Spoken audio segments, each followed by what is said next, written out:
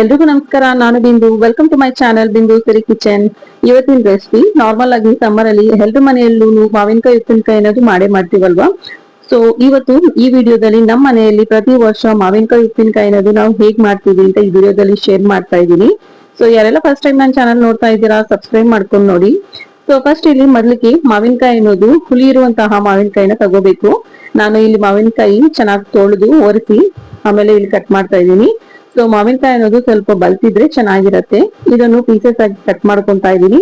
Medium size ಆಗಿ cut ಮಾಡ್ತಿದ್ದೀನಿ. ತುಂಬಾ ದೊಡ್ಡದು ಅಲ್ಲ, ಹಂಗಂತ ಚಿಕ್ಕದು ಅಲ್ಲ.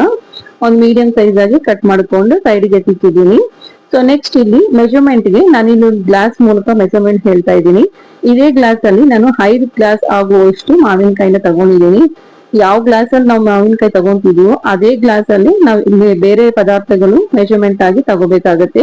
ಇಲ್ಲಾಂದ್ರೆ ನೀವು ಬಟ್ಲಲ್ಲೂ ಬೇಕಾದ್ರೂ ತಗೋಬಹುದು. ಇಲ್ಲಿ ನೆಕ್ಸ್ಟ್ ಅದೇ ಗ್ಲಾಸ್ ಅಲ್ಲಿ 1 ಗ್ಲಾಸ್ ಆಗುವಷ್ಟು ಅಚ್ಚ ಖಾರದ ಪುಡಿ ಅಂಡ್ 3/4 ಗ್ಲಾಸ್ ಆಗುವಷ್ಟು ಉಪ್ಪು, ಕಲ್ಲುಪ್ಪನ್ನು ಒಂದ್ ಸ್ವಲ್ಪ ಬಿಸಿಲಲ್ಲಿ ಒಣಗಿಸಿ ಆಮೇಲೆ ಮಿಕ್ಸಿ ಜಾರ್ಗೆ ಹಾಕಿ ನುಣ್ಣಕ್ಕೆ ಪುಡಿ ಮಾಡಿ ಎತ್ತಿಟ್ಟಿದ್ದೀನಿ. ಆ ಉಪ್ಪನ್ನ ಸೇರಿಸ್ತಾ ಇದ್ದೀನಿ. ಅಂಡ್ 3/4 ಗ್ಲಾಸ್ ಆಗುವಷ್ಟು ಸಣ್ಣದ ಉರಿಯಲ್ಲಿ ಫ್ರೈ ಮಾಡಿ ಪುಡಿ ಮಾಡಿಟ್ಟಿರುವಂತ ಸಾಸಿವೆ ಪೌಡರ್ನ, ನೆಕ್ಸ್ಟ್ 1/4 ಗ್ಲಾಸ್ ಆಗುವಷ್ಟು ಮೆಂತೆ ಪುಡಿನ ಸೇರಿಸ್ಕೊಂಡು ಮಿಕ್ಸ್ ಮಾಡ್ಕೊಂತಾ ಇದ್ದೀನಿ.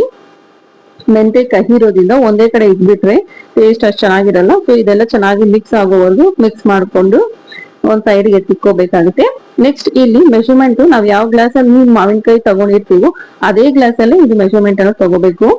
ಇದು ಮಾವಿನಕಾಯಿಗೆ ಈಗ ಆ ಗ್ಲಾಸ್ ಅಲ್ಲಿ 1 ಗ್ಲಾಸ್ ಆಗುವಷ್ಟು ಎಣ್ಣೆನ ಸೇರಿಸ್ಕೊಂಡು ಇದಕ್ಕೊಂದ್ ಸ್ವಲ್ಪ ಅರಿಶಿನ ಪುಡಿನ ಸೇರಿಸಿ ಇದನ್ನು ಚೆನ್ನಾಗಿ ಮಿಕ್ಸ್ ಮಾಡ್ಕೊಂತಾ ಇದೀನಿ. ಇಲ್ಲಿ ಫಸ್ಟ್ ಎಣ್ಣೆ ಅನ್ನೋದು ಏನಕ್ಕೆ ಹಾಕ್ತೀವಿ ಅಂದ್ರೆ ಮಾವಿನಕಾಯಿ ಅನ್ನೋದು ಒಂದ್ ಸ್ವಲ್ಪ ಸಾಫ್ಟ್ ಆಗಿರೋ, ಒಂದ್ ಸ್ವಲ್ಪ ಎಷ್ಟು ದಿವಸ ಆಗಿದ್ರು ಗಟ್ಟಿಯಾಗಿರುತ್ತೆ ಅದಕ್ಕೆ.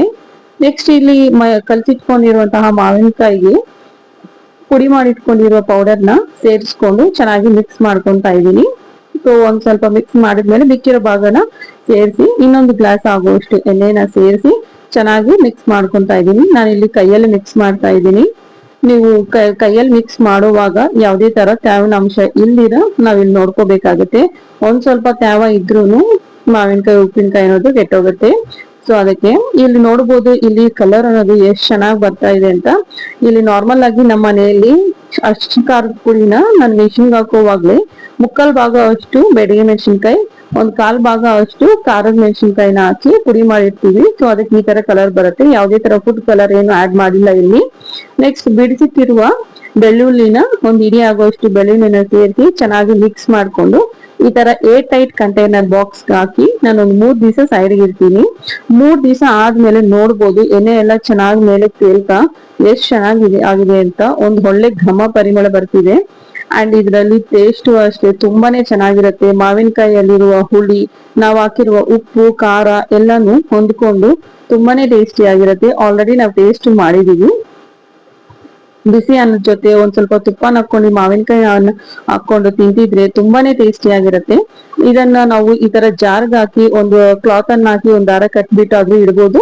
ಇಲ್ಲಾಂದ್ರೆ ನಾರ್ಮಲ್ ಆಗಿ ಬಾಕ್ಸ್ ಅಲ್ಲಿ ಇಟ್ರು ಒಂದ್ 6 ತಿಂಗಳಾದ್ರೂ 1 ವರ್ಷ ಆದ್ರೂ ಇದೇನ್ ಕೆಡೋದಿಲ್ಲ ಈ ಪ್ರೊಸೀಜರ್ ಅಲ್ಲಿ ಮಾಡಿದ್ರೆ. ನೋಡಿದ್ರಲ್ಲ ಫ್ರೆಂಡ್ಸ್, ಈ ವಿಡಿಯೋ ನಮ್ಮ ಮನೇಲಿ ಪ್ರತಿ ವರ್ಷ ಮಾವಿನಕಾಯಿ ಉಪ್ಪಿನಕಾಯಿ ಅನ್ನೋದು ಹೇಗ್ ಮಾಡ್ತೀವಿ ಅಂತ ನಿಮ್ ಜೊತೆ ಶೇರ್ ಮಾಡಿದೀನಿ. ಈ ವಿಡಿಯೋ ಏನಾದ್ರು ಇಷ್ಟ ಆಗಿದ್ರೆ ಬಿಂದು ಸಿರಿ ಕಿಚನ್ ಅನ್ನ ಸಬ್ಸ್ಕ್ರೈಬ್ ಮಾಡ್ಕೊಂಡು ನೋಡಿ. Thank you so much.